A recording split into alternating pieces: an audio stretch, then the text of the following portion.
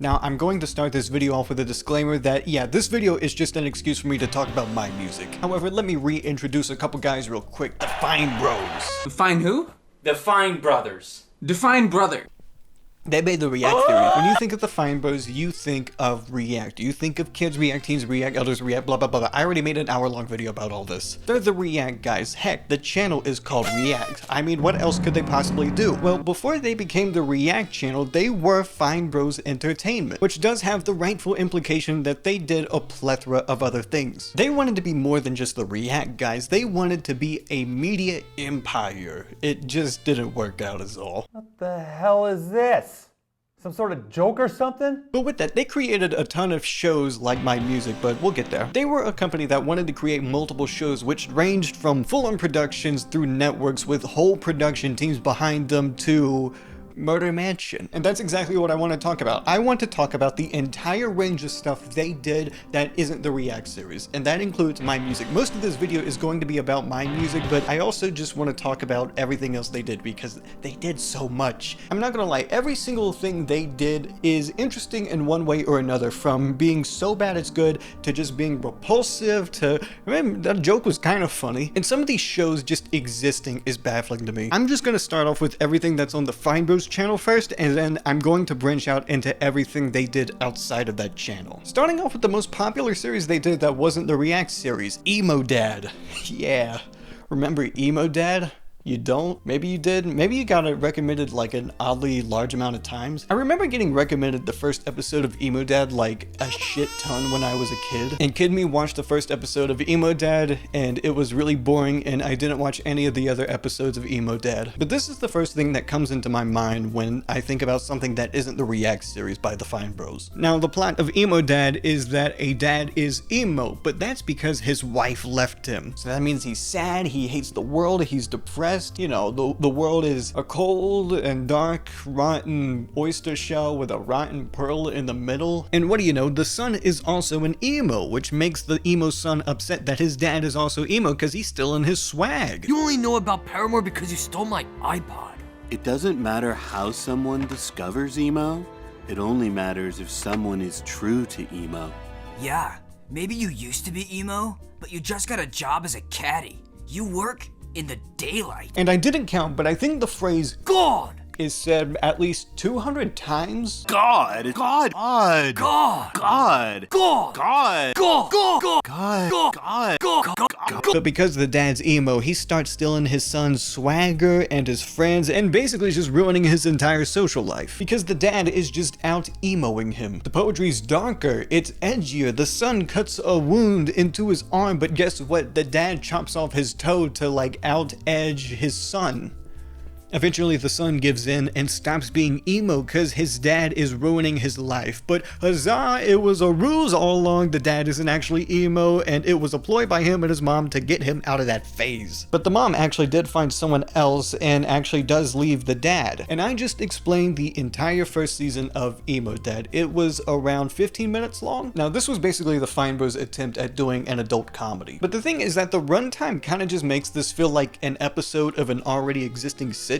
Like this is the episode where the son gets emo, so you know the whole idea is that the dad becomes emo too and shenanigans happen. And honestly, if this were like the pilot of a sitcom, I think it could work, but you know, it's also its own standalone series, which I also think works better for a web series. And yes, this was the Fine Bros making fun of emo culture in 2013. It wasn't the peak of emo, but it was definitely really easy to make fun of emo people. Like again, there's a lot of edgy jokes, and that's a thing the Fine Bros does a lot in their old stuff. Also, to the student who keeps scrawling your phone number in the men's bathroom, your number's out of service. And honestly, the Fine Bros' sense of humor relied a lot on just edgy humor for the sake of edgy humor. This isn't the best thing to say, but it's also kind of true. Like, this has some of the better shock humor out of most Fine Bros' series. And even then, I don't think I need to tell you it's not that good. Are the self-harm jokes really that tasteful? Not really, but they are more tasteful than some of the other self-harm jokes that the Fine Bros does. So both of the emo characters and Emo Dad stop being emo by season 1. So what happens in season 2? Season 2, or just the other half of Emo Dad, is basically the son becoming a hipster, and the dad is emo again, so he can get his son out of the hipster phase. I don't actually remember. I probably should have wrote this down. I wrote down season 1 synopsis. I forgot to write down season 2 because I just don't remember it. Let me try to remember this. Okay, so since the dad got divorced with his wife, he became a substitute teacher at this school, or maybe he became a main teacher. I don't remember. He sees this other woman who's clearly attracted to him, but he doesn't get the signs, and he brushes it off or whatever. But another thing is that the son starts to become hipster after his friends, his emo friends, push him away. So he makes an article dissing the emos, and something happens where the dad becomes emo again, who they also do like funny coffee orders because the hipsters, they say, oh, where's my soy milk mocha latte, whatever. This is such a product of 2013 that it almost hurts me to a degree. Emos, hipsters, these things are fossils. I don't remember season 2 that well. I should have written it down, but I didn't. I just know the whole thing ends with hipster dad. Goes full circle. Here we go again. And again, this entire series is very self-contained, and I think it is one of the better executed Fine Bros series because of that. You'll see it later on, but they do really well when they have at least some sort of narrative to go off on. They have a lot of sketch comedy series too, which obviously don't have a narrative. They're very self-contained, even more contained than Emo Dad, and you will see just how drastic things change. If you think Emo Dad has a lot of unnecessary edgy humor, imagine that without a narrative. Now, Emo Dad was animated by a company called 2 Animators LLP, and I can't even make this up, but it's a channel also containing 2 brothers. Now, they did make some other videos for the Fine Bros that are no longer on the Fine Bros channel. For example, You're Entering Puberty, Charlie Brown, which, in case you're wondering, is either privated or deleted. You'll never find You're Entering Puberty, Charlie Brown ever again, but it is a skit on the Fine Bros channel somewhere, or was, which is actually one of the more creative skits they did do because, you know, the whole idea with grown-ups in Charlie Brown is they go wah wah wah wah wah. So when Charlie Brown enters puberty, his voice starts doing the wah wah wah. It was clever. It was clever. I remember that vividly. However, they also had the Charlie Brown characters grow breasts in the video. Just remember that first part, not the, just forget the other part even existed. Just focus on the Charlie Brown doing the wah wah wah. It's clever. That part was clever. And that, honestly, that is kind of the duality of Fine Bros humor. They will have like a mildly clever idea, and then it's just in tandem with the most shitty early internet edgelord stuff you've ever seen. Because you're a f***ing blockhead, that's why. Oh, did I just curse? Sorry, I'm so sorry. Sorry guys, I got carried away. And you'll see that with their other animated series, R-rated, G-rated cartoons. For example, Fight Club is an R-rated movie, so what if we made it G-rated? Oh, but Mary Poppins is a G-rated movie, so what if we made it R-rated? That's the entire series. And it turns out when you take away like the things that make Fight Club R-rated, you have the most fucking boring thing in existence. Marla, I'm on to you. Girls only give cooties. You don't have cooties. Neither do you. So, I guess we're both liars. G-rated Fight Club might be the most boring Fine Bros video I've ever seen, and that's saying something. Whoa. On the other hand, when you have R-rated Mary Poppins, imagine all the charm in Mary Poppins, you know, the chim-chimney, chim-chimney, chim-chim-cheree. Imagine all of that is just replaced with sex, violence, and drugs. Oh, Mary Poppins jumps into the chalk drawings and they come to life. Oh, what if she did that but she was on drugs? It's like they were trying to recreate South Park based off a compilation of Kenny dying. There was no other way they were able to watch South Park. It was just the Kenny death compilations. The only notable thing I can talk about R-rated Mary Poppins is that I found it through a re-upload, and about 1 minute into the re-upload, this happened. What the hell was that? Calling home planet. This is Ensign Kang reporting a cigar-shaped object moving at tremendous speed. Sure, Kang. I'm writing it all down. And there was more of these. There was like a G-rated Silence of the Lambs, and there's some other ones that are just lost to time, I'm going to assume. And I'm not going to say that if you see one of these, you've seen them all. It's just that they're not worth watching. None of these are worth watching. They should be lost to time. They kind of deserve to be lost to time. And those were the animated series by the Fine Bros. Now, if I put these on an actual numerical rating, I'd say Emo Dad gets like a 3 of 10, which is going to be surprisingly high for a Fine Bros series. And the G-rated R-rated series series is a 0, a whopping goose egg, and I mean that wholeheartedly. Like, I genuinely rate this a 0 the same way I would rate Disaster Movie a 0. It's awful. It is. I'm glad these videos are deleted. Most of them are. G-rated Fight Club isn't. Little recording tip: if you ever record something and you have to deal with lip smacking, cucumbers. They are a very good cure to lip smacking.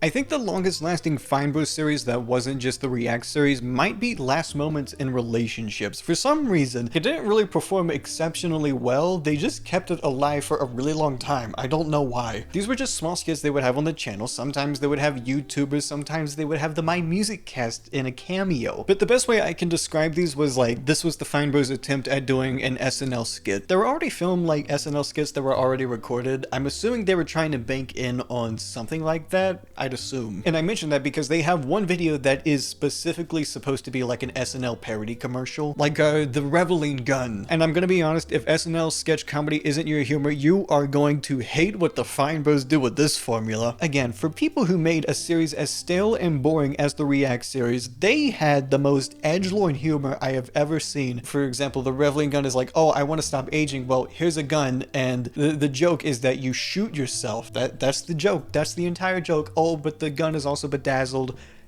Last Moments of Relationships, though, is a lot more tame, and trust me, when the Fine Bros are a lot more tame with their humor, they actually can make pretty good jokes. Leave a comment down below. Whose team are you on? Who the hell are you talking to? And in general, I think this is the best sketch comedy they did just because they do tone it down on the edge level. Because another angle the Fine Bros humor had, and they do this way better, and I wish they did it more,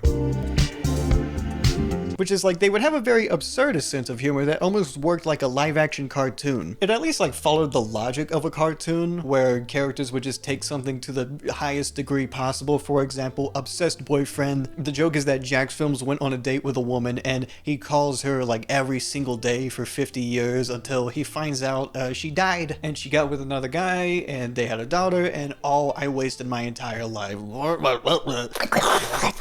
Now, there's one video I want to specifically mention from this series, and it's the one featuring Brandon Rogers. And it's not just because he's an exceptional actor for a YouTuber, so he was like a very good fit for this series, but also the video was in a 360-degree angle camera, whatever you call it, screen even? I don't know. You know, you just put on a 3D headset and you just experience this video in a whole different world. And honestly, I forgot that was kind of a thing that YouTube did for a while, as they tried to push the 360 mode. Like, I can't download this video, so I can only show like a POV of it on my screen, but you know, there was like the Clash of Clans animation where you were in 3D and you were like an archer on the tower, and there was like a few other noticeable ones, but I just don't really see this mode used anymore, even though it's still technically on YouTube. You can still use this right now if you really want to make a video in 360, but I guess it's just like another experimental YouTube feature that was pushed for a while and then nothing came of it. And to be honest, the Fine Bros were at the helm of a lot of YouTube experimental features. Like, for example, the sitcom they made on YouTube Premium, Sing It. I'm not going to talk about it yet, but that was a thing they also did. The only other series I could find on the Fine Bros channel was called Inappropriate Parents, and these episodes were about 2 minutes each, which I think says a lot considering I could only stomach about 1.5 of these episodes. I'm already not big on gross out humor, but the Fine Bros doing gross out humor is one of the worst things I've ever experienced. Like, oh, what if we did gross out humor, but we made it incestual and just like as disgusting as we possibly could? Again, I could only get through like an episode and a half of this. It doesn't deserve to be talked about. Like, this gets a 0 again. This also gets like a genuine 0. Again, this to me is like what modern SpongeBob is to Mr. Enter. This is just abysmal shit to me. The only mentionable thing I can talk about is that Mikey Boltz was in this. He was one of the main characters, and if you know him, he was the guy who did Family Guy versions of Eminem songs. Oh, and as for the relationship advice stuff,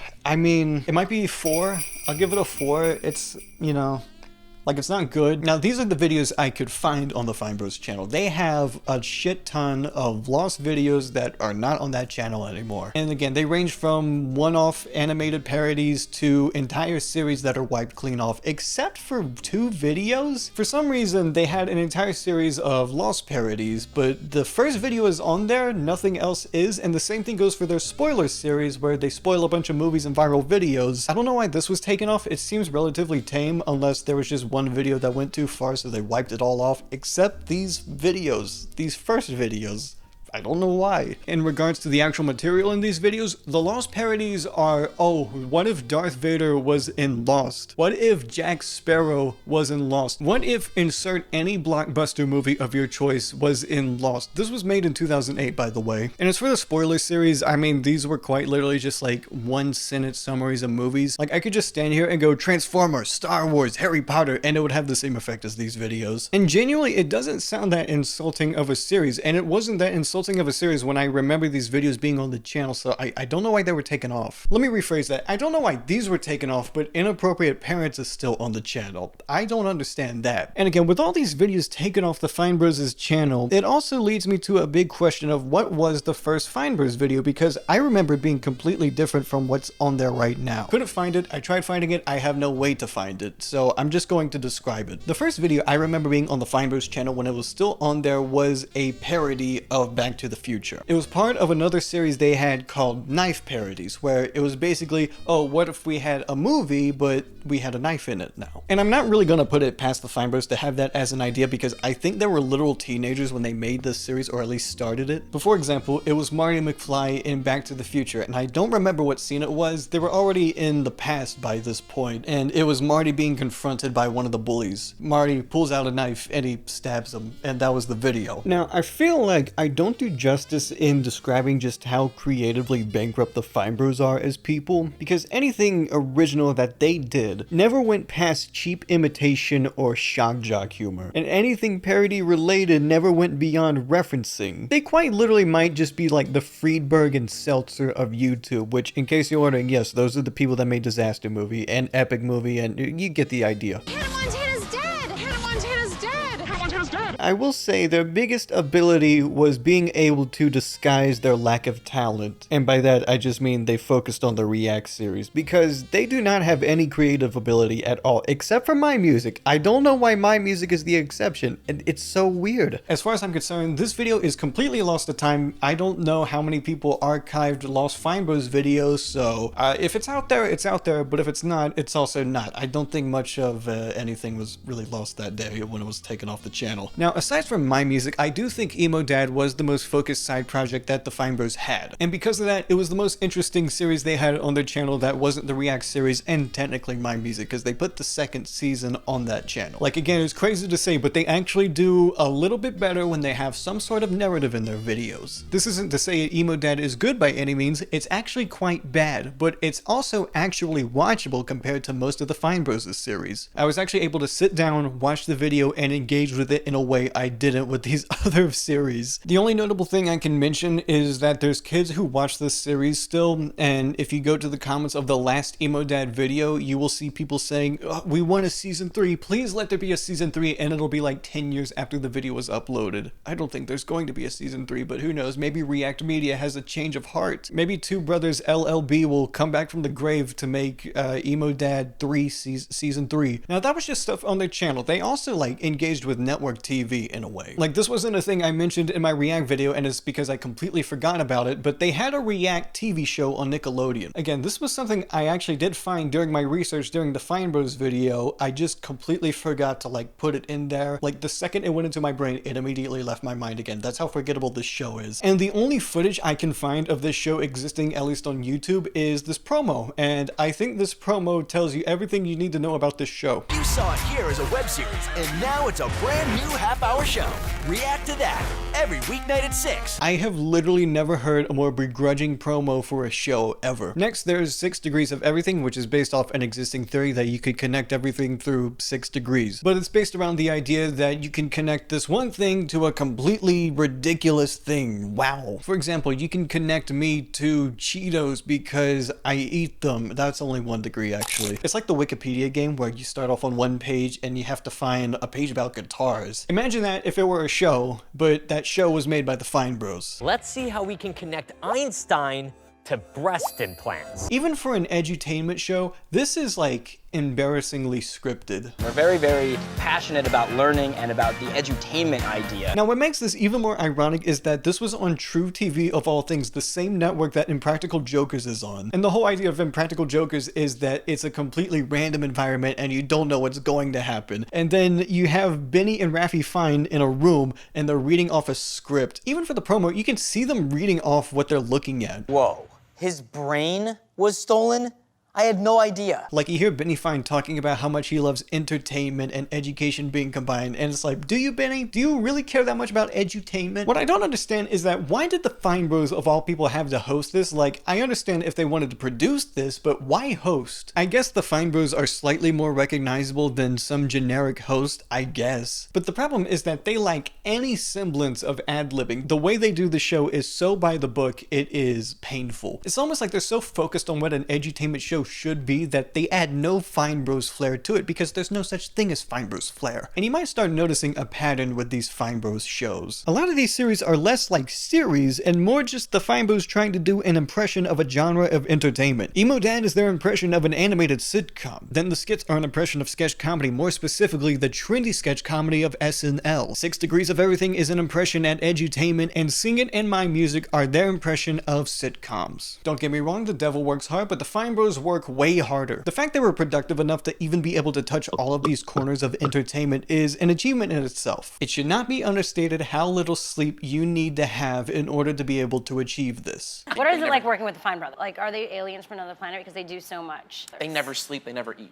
Yeah, I mean, it's like working with monks. Not to mention, they were still running their company on YouTube that had to do the React series on top of all this. And also, on top of all that, they made an entire fucking movie. Do you know how difficult that is? Yes, it's F the Prom, and no, I'm not going to talk about it because it's a movie and not a show, and people have already talked about it, and I don't want to talk about it. I don't want to watch it. Now you know what it feels like.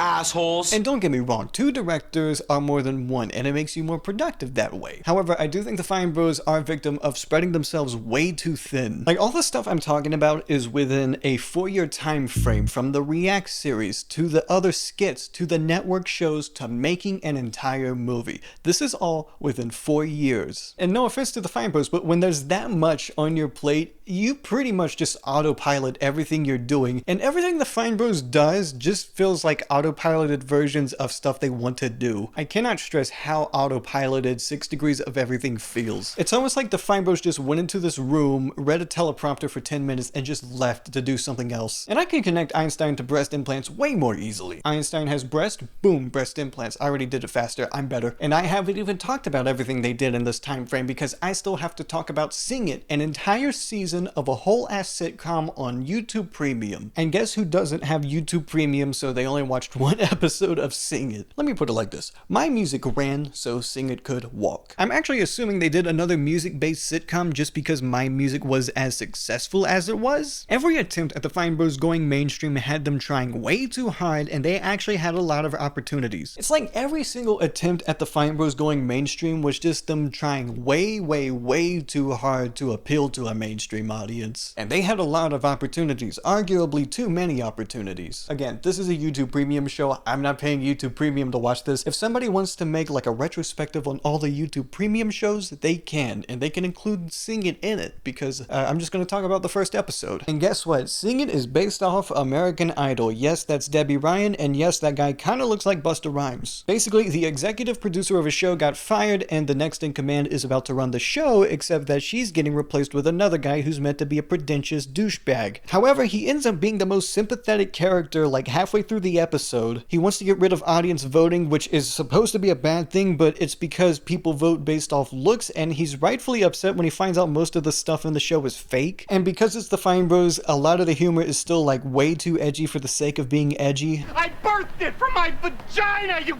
which at this point in 2016 had a lot of duality, because this was also them trying to push like their progressive image, and you have scenes like this. What, you're gonna go meet up with your hipster buddies tonight, brag about what a generous guy you are while you eat your artisanal street tacos, aren't you?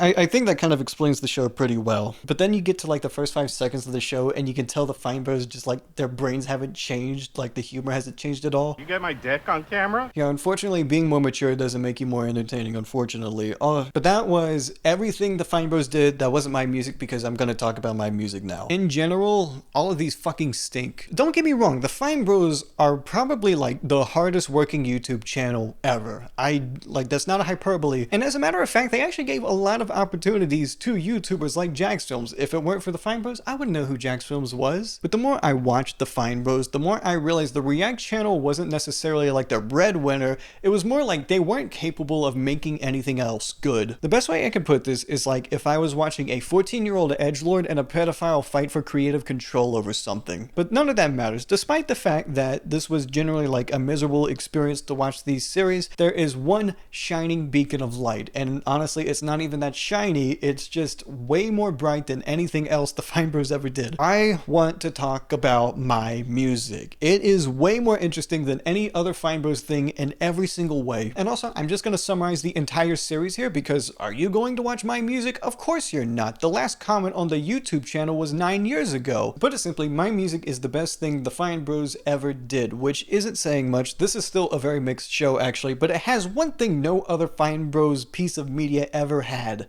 Personality. Indy, I really gotta get back to work. Damn it, intern 2.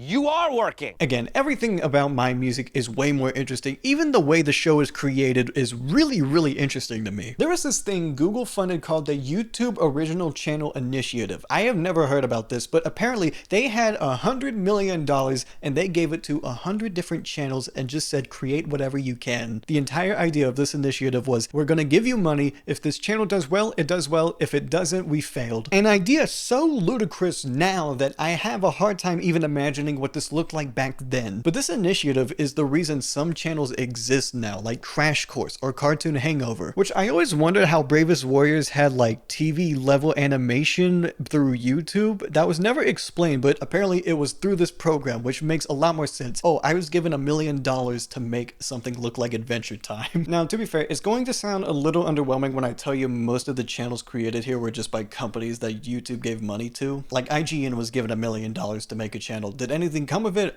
Probably not. And networks like Maker Studios were given $3 million to make 3 channels. But this is also how companies like The Onion were able to make stuff on their YouTube channel as well. They had some funding by YouTube to get more views. And The Onion definitely made some interesting stuff. However, the most shocking fact to me is when I looked at this website, I saw Smosh/Alloy Digital. And you'll see an upcoming channel they were planning to create called Smosh Animation. That's right, the YouTube Original Channel Initiative was the reason that Shut Up Cartoons was created. So yes, in case you were wondering, Google was the angel investor to Smosh Babies. And on top of that, they had celebrities involved with this initiative like Shaquille O'Neal, Pharrell Williams, Madonna, and they all created channels that are probably dead now. It's kind of vague what YouTube really wanted out of this. They already had enough content for people to watch, but they wanted higher quality content on YouTube so they could be taken more seriously. And based off what research I could do, the main idea was they wanted to kickstart Google TV and include original channels as part of that package, which I'm assuming is what eventually became YouTube Premium. As for what Google TV actually is, it's basically the software inside of a Roku or smart TV. But again, more realistically, the Original Channel Initiative in itself is a lot more of a predecessor to YouTube Premium shows like Scare PewDiePie or Dan TDM's Cartoon Show. Overall though, I think YouTube realized the importance of prioritizing the algorithm and having people engage with the algorithm rather than just having high quality TV shows that, oh, maybe people will watch, and they didn't. I mean, people watch the free episodes. I remember watching Vsauce be trapped in a cube for 3 days. But guess what? Mr. Beast did that for 7 days and he wasn't even funded by YouTube. Yeah, all they had to do was focus on the algorithm and someone would have made it themselves, and they did.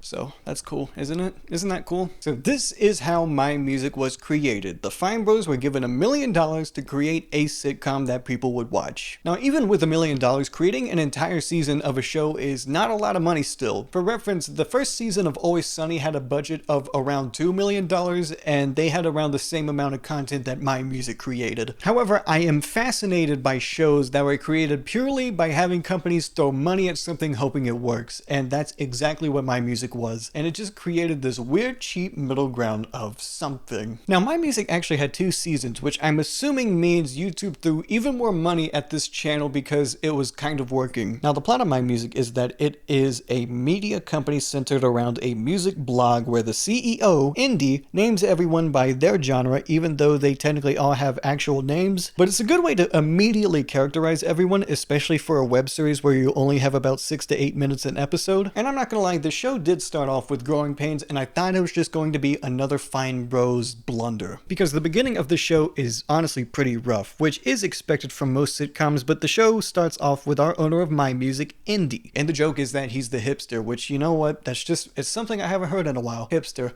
We just say gatekeeping now, don't we? He talks about what the company is, which is a transmedia company designed to give music, news, videos. I actually don't know what they do. And honestly, the actor for Indy was oddly good for a web series because, no offense, half the cast here is either just YouTubers or people with hardly any other acting experience, which made me all the more surprised that the actor for Indy was an actual actor who had been on actual shows. And I remember when TBS started, which was the first of this whole conglomerate before the CNNs and the TNTs. TBS and the was cartoons. First, Channel 17 Atlanta. Oh, wow. Became TBS. Oh, that was the And you know what? He's my favorite character. He's the funniest guy, and he delivers the lines better than anybody else can deliver the lines, and he's also not too loud compared to some of the other characters. Next, there's Idol, the first employee that Indy hired. She represents pop, and she's played by Grace Helbig, which she's a YouTuber that was kind of in that gray area where she was big enough back then to be seen as a potential celebrity by people, hence why she's playing a main character here. But in hindsight, 2 million subscribers isn't really celebrity status because Jax Films has double that, and he's trapped in a room with a carbon copy of himself that he's forced to talk to forever. Also, Jax Films is in the show where he plays Intern 2, who is the comedic punching bag of everyone else. But he's also played by Jax Films, so he's automatically my second favorite character. And not to brag about my YouTuber status or anything, but I actually do have a little bit of a history with Jax Films. Everyone shut up. Everyone shut up, alright? We got Crondle. How's he doing that? I don't know. How's he fucking doing that? There's also the other intern Scene, who's meant to basically be Boxy, to the point actually that I thought she actually was played by the actual Boxy, but no, they got someone who looks almost identical to her. I should mention, this series was made in 2012, which this was before the Fine Bros started doing everything else they were doing, starting with the emo dad, so MyMusic had a little bit more focus to it, I feel. But that focus is also represented to what was trendy on the internet at the time, which was, we need a character who does all the raw XD stereotypes. Oh my gosh, we gotta go to Hot Topic so we can get a shirt of Gur from Invader Zim talking about waffles. And yeah, she is the most outdated character, but it's in a very super endearing way because the actor who plays her, there is not a single moment where she backs down from being the raw XD character. It is full throttle the entire way. And that's the only way you can play a character like this. If you do it any less, it immediately fails. Then there's techno and dubstep, and I mean this in the most politically correct way I possibly can, but these might be the most autistic characters I have ever seen in anything ever, which is an ironic statement because my hyperfixation on It's Always Sunny in Philadelphia caused me to recognize the actor of techno as being Sun Lee from one episode 20 years ago. Then there's hip hop, and he has a slow burn as a character, and I'd be lying if I told you he didn't make me nervous because the thought of the Fine Bros trying to write a black character terrified me for no particular reason. And don't get me wrong, they still managed to write down every racial stereotype under the sun, but you know what? They somehow made it work. And then there's a character called the Rat Protector, which I guess it means he protects MyMusic from rats. And like any sitcom, there is a theme song. I can actually quote the lyrics of the theme song off the top of my head. That's how memorable they are. What are you offering? Are you offering? Is it free? Yeah, that's actually the lyrics to the show. I assume they just used a song. Like, what are you offering? Are you offering? Is it free? Anyway, there's nothing on my hand, by the way. Don't get me wrong, there's an extended version of the theme song, but the theme song you hear at the beginning is a 15-second clip that just says, what are you offering? Are you offering? Is it free? Now, the arc of the first episode of MyMusic is mostly introducing Metal to MyMusic, where he is late on his first day, which is not very Culkin of him, which, in case you're wondering, is Indy's way of saying cool. And that goes in my tally of jokes in the show that aged oddly well because of Kieran Culkin. Metal hears a fire alarm going off and starts panicking that there's a fire. Indy insists that there's nothing wrong and that's just the meeting bell. Metal's confused and asks why they use a fire alarm to signal meetings instead of signaling fires. Indy insists that there's not going to be a fire, to which a fire immediately occurs. We don't know how the fire started, but I mean, it was bound to happen. In the first meeting, they introduced their new fire owl, but they insist that this fire owl will not cause any fires, to which another fire immediately occurs. We have 2 fires happening in like the first 3 minutes of the series. Now, the company needs some ideas for shows which Metal will help produce for. It's not certain what the show Metal will make will be, but one thing is for sure, it will be very Culkin. Covering everything will allow us to reach a wider audience and allow me the opportunity to convert more mainstream people to better music. Plus, Scene will work for free. Indy, if you let me do it,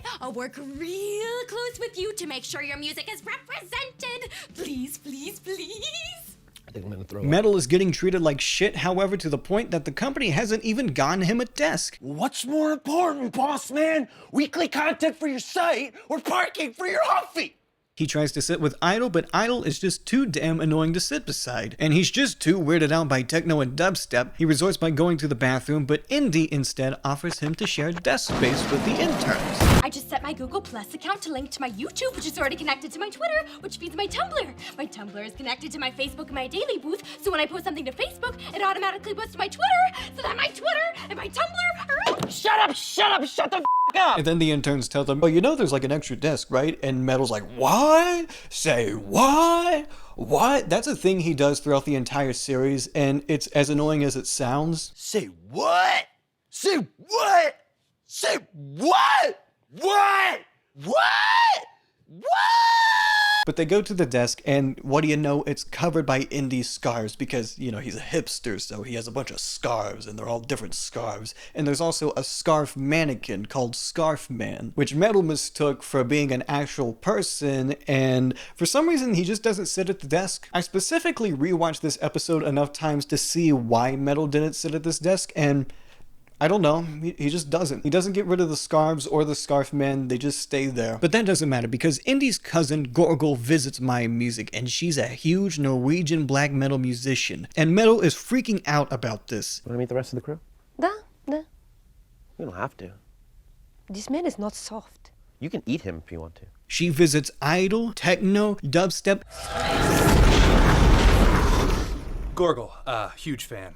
Could I get a picture? Everyone except Metal, which causes him to take drastic measures to be noticed. Also, Indy seems to be feeling a little unwell. He's drinking Folgers and wearing comfortable pants. I mean, it's probably nothing serious. Or is it? Is it serious? Is this foreshadowing? I mean, he's getting into the antics of Real Housewives now, and he wants to watch The Hunger Games a 3rd time. Did I mention this was made in 2012, by the way? Put it simply, Indy is losing his edge. Indy's so focused on trying to bring his character back that hasn't even developed yet that Metal is freaking out. He has had it with MyMusic disrespecting him and demands for an uprising in the company, to which Hip Hop, who hasn't really said anything yet, sticks a gun in Metal's face threatening him, and that's about what I expected from a character called Hip Hop written by the Fine Bros. But what do you know, Metal takes the gun when Hip Hop isn't looking and takes creative control of the company. It's an uprising, a siege. And by that I mean he locks everyone in the conference room as Indy is recoiled in his office, slowly turning normal until his dad comes in and saves the day. Boy, you've contracted mainstream disease.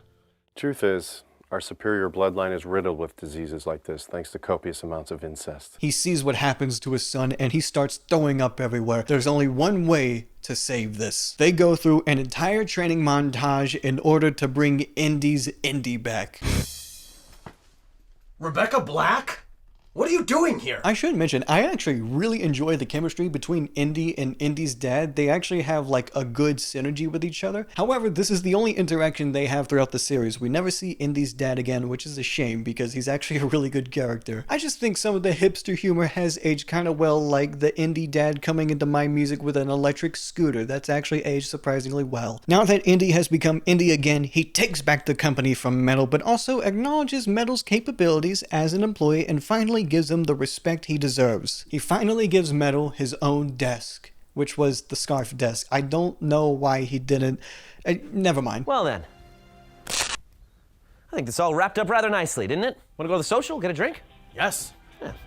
We both like Mastodon, right? Yeah. Yeah. Hey, bet you're real good at Foursquare. Foursquare? Is that like hip hop?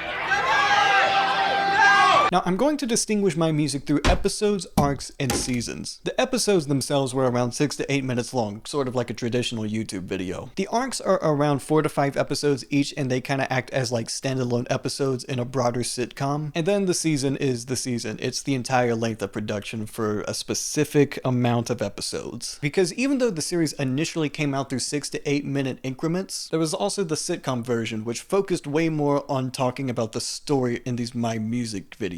And if you watch the episodes individually and go back to the sitcom version, you'll find different scenes in these things. In the actual episodes, you'll find a lot more non sequiturs where, you know, the characters do little wacky things, but they don't really relate to the story at all. But in return, the arcs also have deleted scenes that focus more on the story that wasn't in the actual episodes of MyMusic. This was the first arc of the series, and honestly, this is one of the rougher starts. This is the most abbreviated I'm going to be with any of the arcs. In fact, you kind of hear me getting way more invested in these arcs as the series continues. But the first arc, they tried establishing the characters, and I mean, they kind of do, but they do a way better job way later on. Like again, the first arc was focused on Indy losing his character that he hasn't even gotten yet. And it's a good thing that when you hear a character called Indy, you immediately have a presumption about him, so it does help develop that part about him. So yeah, Metal is the more hot-headed, screaming guy. Idol is like the annoying woman. When you look at a character like Scene, you immediately know what this character is supposed to be, and there's nothing done to change your mind about who they're supposed to be. But all in all, this is the worst MyMusic's going to be, as is with like most pilots. And just a general rule of thumb, if you tell someone to get into Always Sunny, tell them to start at season 2. This isn't to say season 1 is bad by any means, but you do not want them to start at season 1. And with any first episode of a sitcom, not every character is going to be completely fleshed out. So again, one thing I like with MyMusic is that at least if you don't know every character, you can get an idea of them just based off like their name and how they look. This first arc focused a lot more on Indy and Metal because they're main characters, and then the rest of the cast gets their colors shown throughout. I say that, but arc 2 is also about Metal, but we get introduced to a new character as well. As it turns out, Metal has a daughter played by none other than Fine Bros alumni Leah Marie Johnson. I just wish I had a time machine so I could just tell Leah to never do this.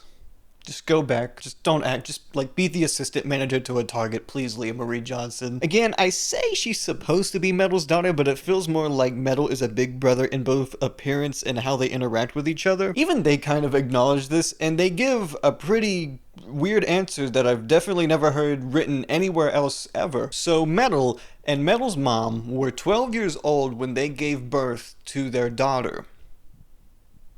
I feel like they should have just kept with a big brother angle, because that's really fucking weird. And now you know the truth.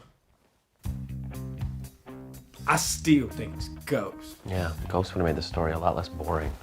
Metal, retell it, but this time more ghosts. Though I will say it equally sucks that they have one really good callback that impressed me, and it only works if Leah Marie is Metal's daughter. Now, as for the rest of the arc, it just mostly focuses on Leah Marie Johnson just, you know, messing around in the MyMusic offices. When talking about boys, Idol demonstrates something to Leah Marie Johnson. Who used all the fair trade blend and didn't replace it? Oh, I forgot to replace it. I'm sorry.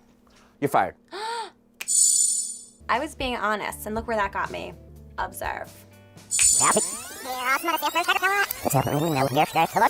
Like just straight on Adam Sandler click reversing time. As it turns out, that's a superpower she has that she can only do once every 10 years, apparently. Leah Marie Johnson has a crush on Intern too, which reminds Idol that she hasn't really found love ever since joining MyMusic. So she decides she needs to find a date. Her first date is a guy that says guess, guess, guess over and over again, and she just can't take it. You want to know what I'm doing for money now?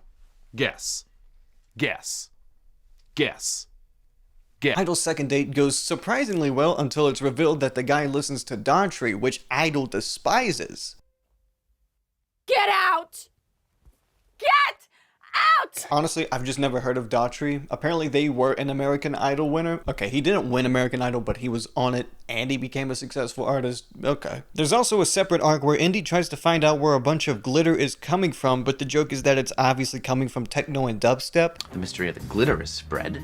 Affected all my scarves. This one came in handy when those photos that Jenny Lewis leaked.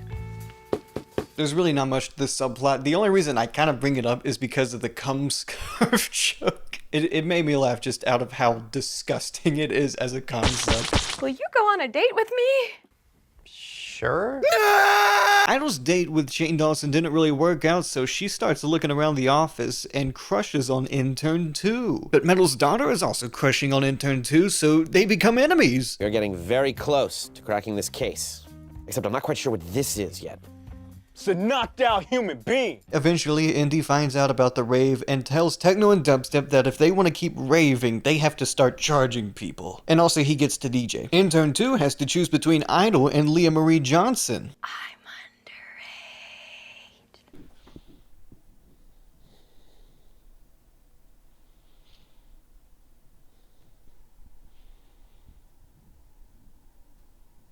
Anyways, Jack Soames, Intern 2, makes a decision. He chooses neither of them. Heartbroken, Idol goes back to her desk, but she sees someone else. She sees the camera. Who better to crush on than the thing that's looking at her right now? She starts dating the cameraman. What are you doing? Hey. The big stars of the show are having a special moment here. What are you doing? Also, Scene crushes on Indy, or maybe that was already a thing, I'm not really sure, but just know Scene has a crush on Indy now. I'm trying to hold back my awesome face! And like any good story, this arc ends with a big dance party that Scene tries to get into. Do you think you could let me in now? Guess. Now, unlike other Fine Bros skits where it feels like an edgy 14-year-old and a pedophile trying to fight for creative control, this feels like an actual sitcom writer and a pedophile trying to fight for creative control when it comes to MyMusic. Because again, these first couple arcs are pretty rough, and yeah, the jokes kind of make me uncomfortable sometimes. I promise it gets better as a show, but I also said this was never good, but it's so entertaining to me. As much as I hate to admit it, by the end of the episode, they get a little bit more used to Metal being a father figure. And thankfully, they don't make it uncomfortable ever again. Like, that fact is always going to be there, that they wrote that in, that they made a child when they were 12. But later down the line, they write it well enough so in the back of your head, you think, oh, well, maybe Metal had the daughter when he was 19 instead of, you know, what they did for comedic effect, which just was unfortunate. Arc 3 begins with, Yo, where's y'all's pizza? I could sexually assault some pizza! oh, for fuck's sake. MyMusic introduces a new dance group, ROTFL:BRB TTYL Smiley Face. They are the new big sensation and they have a ton of dance crazes, like the speed skate, the brain freeze, the abusive relationship, and the Katrina. This is also the first arc where hip-hop does more than, he actually starts doing something. Like, he's actually doing something that isn't just the Fine Bros conceiving every racial stereotype they possibly can. Don't get me wrong, they still do that, but they actually write a character now too. As it turns out, hip-hop was just the genre this guy was given when he joined MyMusic, and as it turns out, he might not actually be all about the streets. One of the members of ROTFL:BRB TTYL Smiley Face recognizes him as their former cello teacher. Who, yes, that is one of the reactors. Actually, a lot of the reactors are on this show, not surprising. Actually, going back to the React series a little bit, I didn't consider the fact that the reactors were just aspiring actors. Like they're acting. I didn't even connect that, wow. So it makes sense that they're on the show in order to like pursue their acting career. The group needs a new dance craze and they need it fast. They consult the MyMusic staff and one of the members gets a seizure. They can't find the next dance craze yet and they go to lunch where hip hop worries about lunch. Yes, in case you're wondering, that character's name from the React series, their name is Lunch. Some people call me salad, some people call me a sandwich, but either way, I'm lunch. Well, my name's Metal, so I guess it's not unreasonable. Hip hop is worrying about lunch while eating lunch during lunch. Ha ha ha. But she's talking to Intern 2 and they're whispering to each other. Ooh, somebody might find out about hip hop's secret. Because if his secret is known to the rest of MyMusic, he will be fed to the rats. You saw what they did to the last poser? Hey, Metal. I was just wondering, what are your thoughts on this new wave of British heavy metal? Well, it all started with Papa Roach. Ah, poser! Rat protector! Take him to the rats! Ah! Intern 2 finds out about the truth and becomes the confidant of hip-hop. He finds out that hip-hop is a fraud and that hip-hop is just a fucking nerd. Oh, you're the best friend a guy could ever ask for! Oh, hell nah! Don't be all tree-hugging me, hippie! ROTFL:BRBTTYL smiley face is still trying to find their dance craze. That's when Metal gets electrocuted and incidentally finds out the newest dance craze called the Jolt. And that is when we are introduced to Metal's wife, who brings cake to MyMusic for some reason. Also, they need Metal to do the dance again to refresh their mind, so they just start electrocuting him. Leah Marie Johnson throws a lightning bolt, which as it turns out she can only do that once every 10 years. Intern 2 becomes the therapist for hip-hop, where he vents all of his issues and also he shoots him again because he still has to play it cool. A lot of people ask me how I put up with so much abuse. But as far as internships go, it's not that bad. I have a friend interning at the acid factory. ROTFL:BRBTTYL smiley face tries to record their dance craze, but Scene forgot to press record. Ugh! This tastes like puke! Oh, I'm sorry, I accidentally gave you my vomit mug. That's it, there's simply too many mistakes being made, and the group decides to leave until Dubstep gives a motivational speech that convinces the group to stay. And by this point, at least, I think they start getting used to a few of the characters, like Metal. He starts toning down a lot, and he actually feels a lot more like a character rather than just like Metal, I guess? It feels like a character being called Metal rather than Metal being embodied as a character, which they do eventually throughout the series. Because at the end of the day, all these people do have like real names and real lives, and this is just their job. And at this point, I really enjoy his contribution to the show. But I have some bad news. Hip-hop gets exposed for having a Daughtry mixtape in his drawer. Are you suggesting that our most core employee is secretly a fan of what is essentially a cancerous blight on all of music? I don't know what to think. Or does he? Despite being shot twice, Intern 2 saves hip-hop's job. Have you been stealing my stuff? You were gonna sell us for crack, weren't you? We cut to a news segment hosted by Steve Green, who is another channel with 1.7 million subscribers who was trying to cross over from YouTube to Hollywood, but it didn't work out, and whoops, the last upload was 6 years ago. Also, he was a writer for The Thinning, and The Thinning New World Order, and that Shane Dawson horror movie. Anyways, the new dance craze called the Shock has been electrocuting children. Well, sometimes you win. This is wonderful, we made the news. Indy, you seriously can't be happy about this. Shut up, Intern 2, of course I'm happy. Oh, this is a bad idea. I'm worried about safety. Nya, nya, nya, nya, nya. Nya? Nyan? Scene just plays her part too well for me to get mad at her. In fact, I think I need someone like Scene in my life. After seeing themselves on the news, MyMusic decides to celebrate and has a big party. But Intern 2 is the only person that sees the issue with this whole fiasco. He decides to push back and shames MyMusic. Think of the poor, nerve-damaged kid from the news report that literally can't stop shaking. You mean Lenny Datner? Well, he just happens to be our special guest.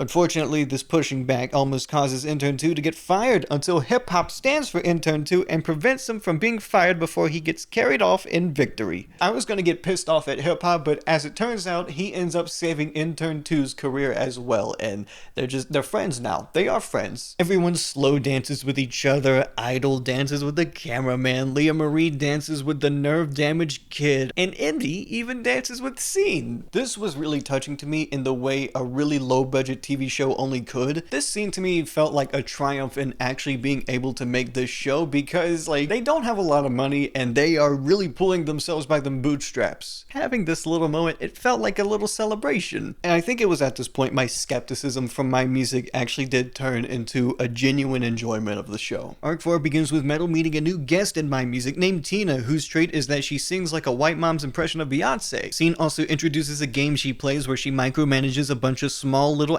avatars called My Digital Life. I think this is meant to be like Webkins or at least some sort of Sims-like game. After being inspired by hip-hop's speech about Intern 2, Indy tries to be nice to Intern 2 out of respect for hip-hop. Perhaps he's not that bad after all. Then again, I said the same thing about the Kings of Leon, and we all know how that turned out. Boom!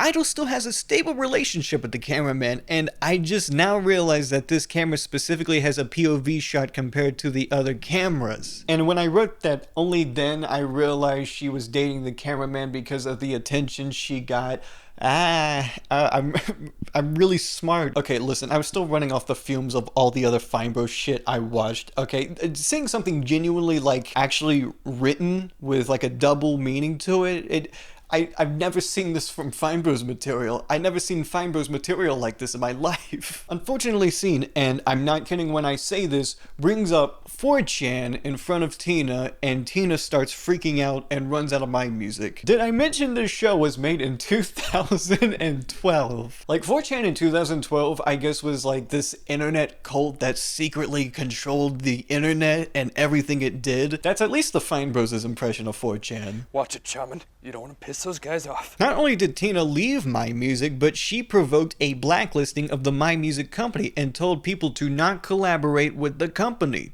Hip hop, where you going? My Rottweiler has worms. Mad worms. Oh, by all means. But this bringing up of 4chan caused these anonymous guys to appear on the TV screen in MyMusic offices, and they demand Scene as a sacrifice for bringing up their name and threaten to play Daughtry if she is not given up. I don't know why the Fine Bros hate Daughtry so much, but you know what? I at least know it comes from a more personal place rather than using a Nickelback joke like everyone else, so I give points to them for that. All I'm saying is that there's been Creed revisionism, Nickelback revisionism, there's been no fucking Daughtry revisionism because I've never heard of them, or I've never heard of him. It's just one guy. Did you know Daughtry's actually just one guy? I don't know if they gave the guy who plays Indy more creative room to improvise stuff, but he has genuinely gotten multiple laughs out of me, and there's no way the actual writers could do that. But a premature death is a surefire way to elevate your status from lame to legend. Just look at Jeff Buckley. Or the Big Bopper. Hello, babe! Because Scene is going to die, she decides to give away her belongings in a will, and it's actually really heartfelt in a way I wasn't expecting, like, tomorrow I plan to give all my worldly possessions away to my best friends here at MyMusic so I can see them enjoying them when I look down on them from above. Where the fuck was this the whole time? Like, actual humor? Heartfelt moments? The Fine Bros have never done this outside of MyMusic. I'm dead-ass serious. And you know it's dead-ass serious because I use dead-ass and serious. It's a little redundant, it's a little repetitive, but you know what, that's just how dead-ass serious this is. She gives Idol her makeup and Indy a letter confessing her true feelings about him. Scene also gives Hip Hop a copy of My Neighbor Totoro on DVD. Totoro, Totoro, Totoro, Totoro. Kodomo no take ni take, anata ni otese tatu.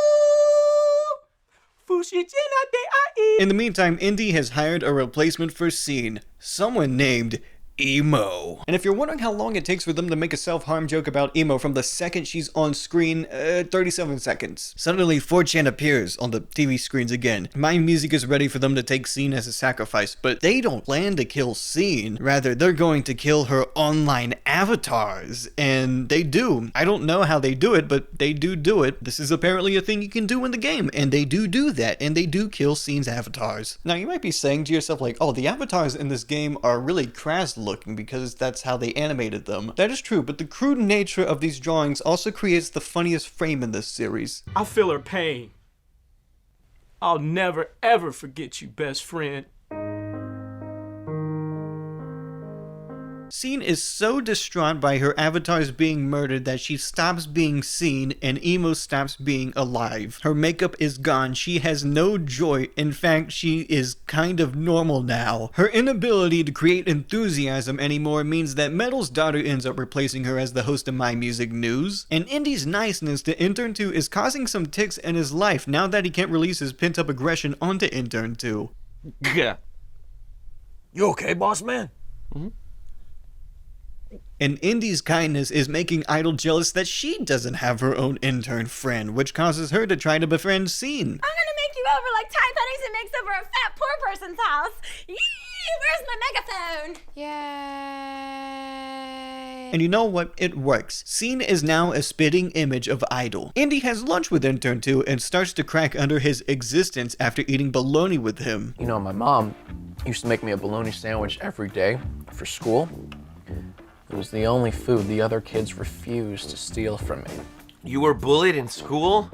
Wow. He decides he needs a new intern to ventilate his anger towards to, which he finds new genres to personally hire. It's here that he finds Punk, played by JD Vance. He is someone who is willing to take on the verbal and physical abuse of Indy. Idol goes on the Google Plus video calling feature because, again, should I mention it's 2012 when Google Plus was a thing and everyone hated it? One of the better things Google did was just get rid of Google Plus, actually. I don't remember what it did, why it was even a thing, I just remember it was annoying and everyone hated it, and I hated it too. But she goes on a video call only to find out that Scene has been taking on the personality of other genres as well. She is a piece of clay now, and she can be molded to anything anyone wants her to be. Metal is still trying to record an episode of MyMusic, but his daughter has gone full diva due to being a host and has hired a stylist named Talise. Scene's lack of identity has caused her to eventually shift from idol to techno to hip-hop and finally to indie. And let's just say indie might have actually found his love. As it turns out, Metal's daughter has fallen in love with Punk, which causes her to go punk. The anti-establishment nature of Punk sends Intern 2 into a fury. He knows there's only one way to fix this. He bursts into Indy's office and reminds him how things need to be around here. Intern 2 goes down on Indy. He goes down on his knees. He goes down on all fours. He becomes a human footstool for Indy again. He tells Indy to prop his feet once again and remind him how much he needs to hate him. Oh, I hate you. I hate you. Shut up, Intern 2. Shut up, Intern 2. Shut up, Intern 2. Shut up, Intern 2. After an immense sense of relief, Indy comes to his senses and fires Punk, but he also needs to make a difficult decision. He's found the love of his life, but he also needs to make Scene again. He even planned to bring her to Rushmore on Ice until he opens his drawer and sees the letter written by her. Which I should mention, earlier in the episode when Scene puts the letter in the drawer, the Rushmore on Ice tickets weren't in there. So that means Indy would have had to put them in the drawer already without seeing the letter somehow. It works with the narrative. I think that's a little bit of a plot hole, you know. Actually. But Indy sees this letter and decides to read it, and he realizes who Scene truly needs to be. He decides to revert Scene back to her old ways in the only way he knows how, by making avatars of them, and they're in love. Scene is now Scene again, and like it's just a good happy ending. Scene is so... not in like a parasocial kind of way, but she fits the character so well. This is like, it works a little too well sometimes. That's right, baby. We're on to Arc 5. It's a new day of MyMusic and there's big news. The company is finally turning profit. Indy has decided to use the excess budget to go on a National Fixed Gear Expo and Chili Cook-Off Spectacular that only he will be going to, meaning someone else will have to be in charge while he's gone. I can't lie, going into this episode, I'm a little disappointed that Indy will be a void presence. My favorite character, gone, even though he's technically still in the episode, but you know what, he's going to be gone, and that breaks my heart. Both Metal and Idol want to be in charge, but only one of them can. Techno suggests that she could be in charge, but Dubstep laughs at her, and as it turns out, she's pretty upset by that. They can't decide who should be in charge of the company, but Indy has a solution to this. He will throw a dart, and whoever it lands on will be in charge. The dart is thrown, and it lands on Idol, meaning she will take over MyMusic while Indy is gone, and is tasked with coming up with a new MyMusic show before his return. Initially, she seems to be doing pretty good. She even has an idea for a show about talking about each genre's favorite trends. Dubstep suggests a name to Techno, calling the show Awesome Team, which she says is an awesome idea. But she's still mad about Dubstep's mockery and decides to steal credit for the name herself. Metal's position as the cameraman is replaced by the cameraman, and Techno's suggestion for the name of the show causes her to be promoted to being the second in command, much to Dubstep's dismay.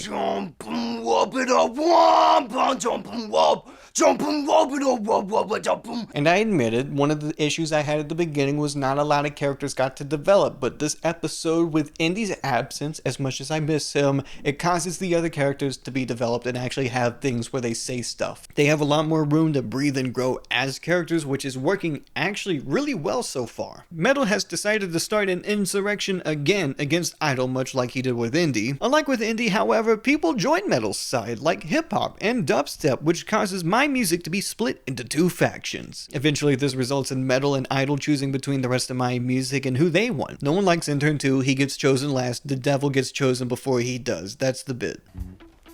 Guess I'll take... What's that guy's name again?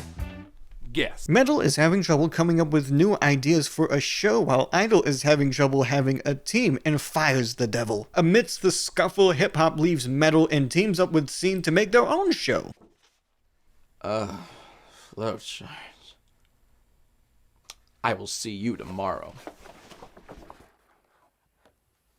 Don't miss me too much. Some random woman comes into MyMusic and hosts hip-hop's show, and she takes turns hosting the rest of the shows. She joins Idol's show, and the cameraman seems to be taking interest in her instead, which causes a rift with Idol and the cameraman. She joins Metal and Dubstep show, where she seemed to have said something that accidentally offended Dubstep. And finally, she hops on Techno and Intern 2's show, and yeah, they break up. Apparently, the woman who broke up all these shows was a cameo appearance by Christy Romano. Seems like we were doing just fine up until Christy Romano showed up. Nah, probably just a coincidence.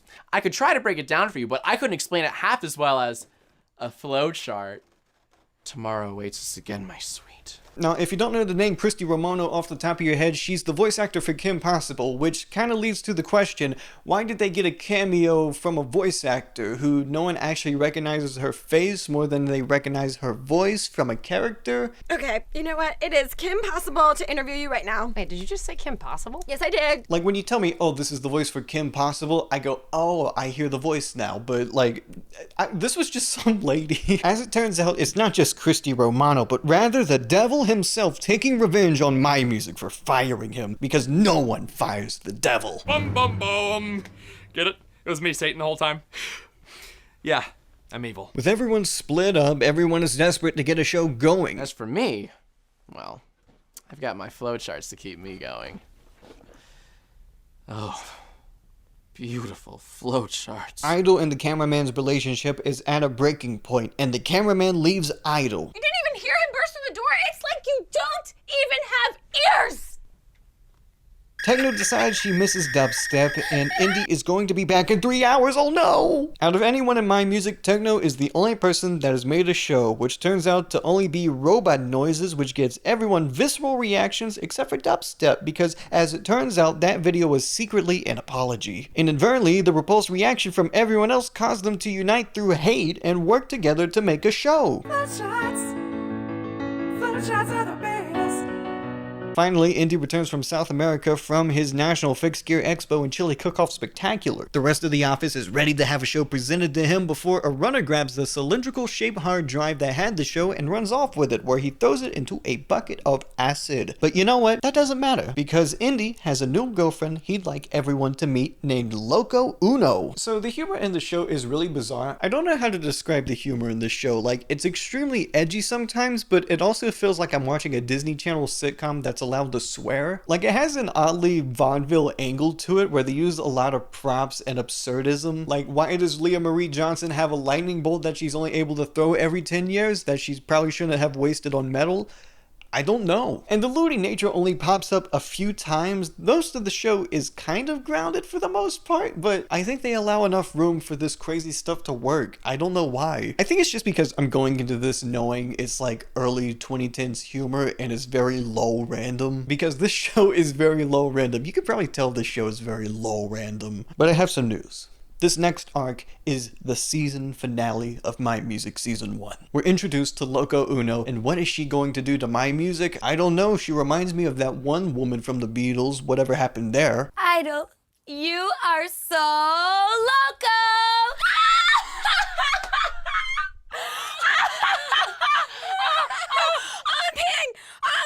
As it turns out, everyone in the MyMusic offices actually really like Loco Uno. That is, everyone except Scene, because she's Indy's girlfriend. Loco Uno goes around the offices and meets everyone, including hip-hop, and she notices that his hands are calloused in a way that either indicate crocheting or playing the cello. Greatest artist of all time. Biggie. Greatest album of all time. Illmatic. Second in command of the Starship Enterprise. Trick question. Since you didn't designate between first and next generation, not that I have any clue what you're talking about, because I've never seen any of those long-running television series, nor do I have a desire to watch them, nor do I understand your original question, even at the most basic level. Since I don't know what the Starship Enterprise is, my best guess is that it's a furniture store middle-class white people shop at.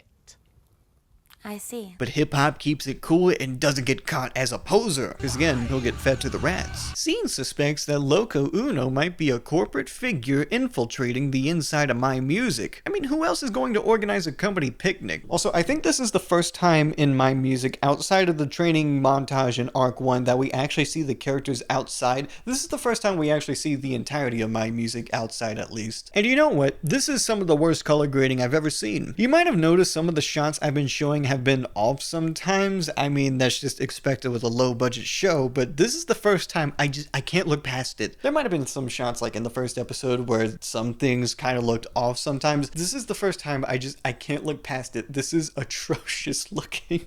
This looks so fucking bad. Also, Metal's wife accidentally ate some avocado, which caused her to go into a metal relapse, which basically means she just goes insane. And you know what? The show has just allowed this type of logic to happen, and I'm okay with it. Because, I mean, Metal's wife used to be a metalhead, so what causes her to be a metalhead again? Eating avocado. Sure. They explain it a little bit, but it's meant to be like, oh, I eat avocado and now I'm crazy. That's the joke. Well, Loco Uno brought gifts for everyone that isn't an intern. Or are they gifts? As it turns out, she has undeniable evidence that everyone at MyMusic is a poser, and she has issued everyone to be fired. As it turns out, Techno and Dubstep started out as backup dancers for Gwen Stefani. Idol is a hypocrite for not embracing Daughtry as popular music. I thought she was supposed to like everything popular. Why doesn't she like Daughtry? And Metal's offense that caused him to be fired is that metalheads can't have catchphrases, apparently. Hip Hop is clean though. After Loco's bold move, Indy makes her in charge and allows the company to be run in her vision by having MyMusic become fully indie. Indy, I said that's enough bonding with your ex-employees. Indy, play that!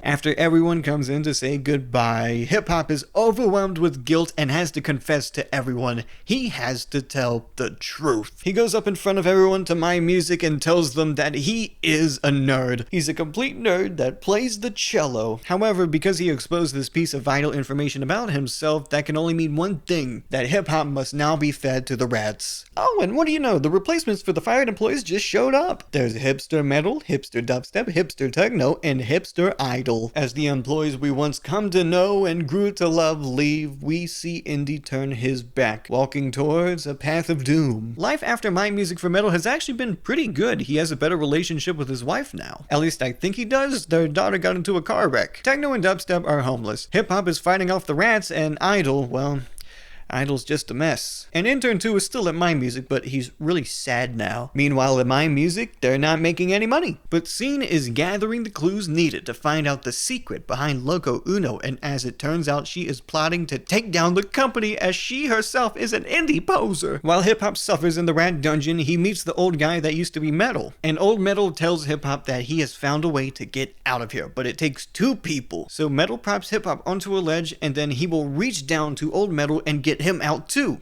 Except he doesn't. Loco Uno's evil plan for Indy to sell MyMusic is almost complete. There it is, if not for the tenacity of Scene and her effort to break up this whole operation wide open. Meanwhile, Techno and Dubstep made their own club, and Hip Hop goes back to his family, which turns out to be like a Nutty Professor type family. This cornbread's making me horny. And Metal opens the door to some officers who tell them about a noise complaint, and Metal's wife starts assaulting them, and she gets arrested because of that. Idol's just a mess. Still. Indy folds. He decides it's time to sell the company. But who? Who's going to buy MyMusic? Scene figures out who is going to buy MyMusic, and it's none other than Daughtry!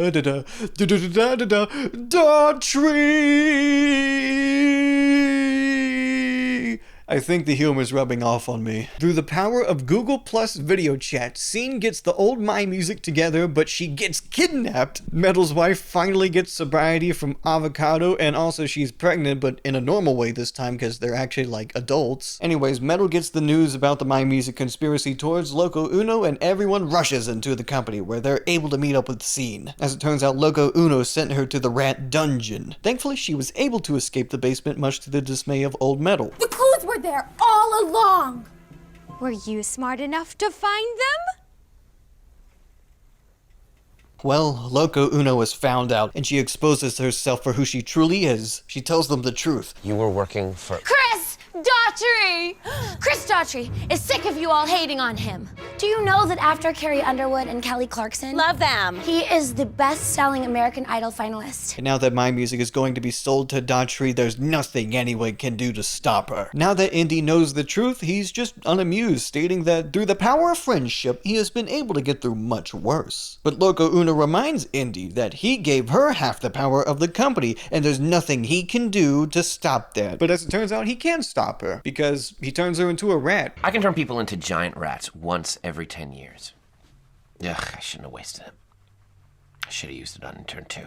But again, the show was made in 2012, so actually enough time has passed now. He can use his rat powers again on Intern 2. In fact, everyone in the show can use their powers again because the show's over 10 years old. Indy fires all the Indy replacements and hires his normal crew back again. And that is the end of MyMusic Season 1, is what I would say, but the building catches on fire again, and now is the end of Season 1. And you might notice I keep saying MyMusic Season 1 because there was a second season to this show. However, Google only gave them $1 million to make one season of a show, so how did they get a season 2? Now, part of the YouTube original channel initiative was that they just gave some people even more money to make more original content, and I think the Fine Bros got that money to make a second season. I don't know how much money it was. Unlike having a flat $1 million, it could have been more, it could have been less, I can't find a specific number. And YouTube gave this money to channels that proved they could be successful. But MyMusic technically wasn't just a show, it was a channel. It was a transmedia project, whatever they call it, but also like it's a YouTube channel. So although the show was the main course, they had like little appetizers for you to enjoy while you waited for the show to come out. They did podcasts, live streams, behind the scenes, bloopers, multiple series where they got the cast to just kind of do things. Like for example, there was a series called Tumblr Tuesday, which I'm assuming was supposed to appeal to the scene audience, you know? Yeah! It's a dog wearing overalls. Woo! Yeah, dog overalls. They had Metal do Let's Plays, and they had the guy who plays Metal do Let's Plays, but just as himself and not playing Metal, which, you know, if he wants to devote himself to the channel like that, why not? I don't really know who would watch the actor for Metal play these things. I think a more fitting area for the actors to be a lot more candid is when they're just talking to each other in certain videos and doing the podcast. A Let's Play, though, I think a good niche is letting the characters play the games rather than just, the actors. I think their most popular series besides MyMusic was called The Mosh. Now, The Mosh was their way of directly interacting with fans and building up that fan base. You'd have your character, they'd stand behind a green screen, and they just like have a really scripted dialogue between each other. It didn't really feel that natural. Part of what makes MyMusic work in sitcoms in general is that the characters interact with each other, which that vital component of sitcoms just doesn't exist in The Mosh because they talk to each other through cuts. I just think it's a little bit more entertaining when people talk to each other in a room instead of trying to replicate a Zoom call or a Google Plus video chat. I don't think I need to tell you that this is a very dietary version of the show, and it almost feels like they're doing Comic-Con versions of their characters, even though the show was still going on. This feels like a version of themselves they would film for a cameo 5 years after the show ended. Now, the last upload I actually saw from MyMusic was 4 years ago. I was kind of confused about that because I was like, wait, did they have like a small reunion? And I checked, so I clicked on one of the videos where they talked about charity, and Jack's films just looked a little too young, so what I think happened is they just re-uploaded these somehow. There's not really any point in deleting any of them, you know, try to get as much money as possible. I think because YouTube owns the channel. What confuses me is that someone 4 years ago just went back to the MyMusic channel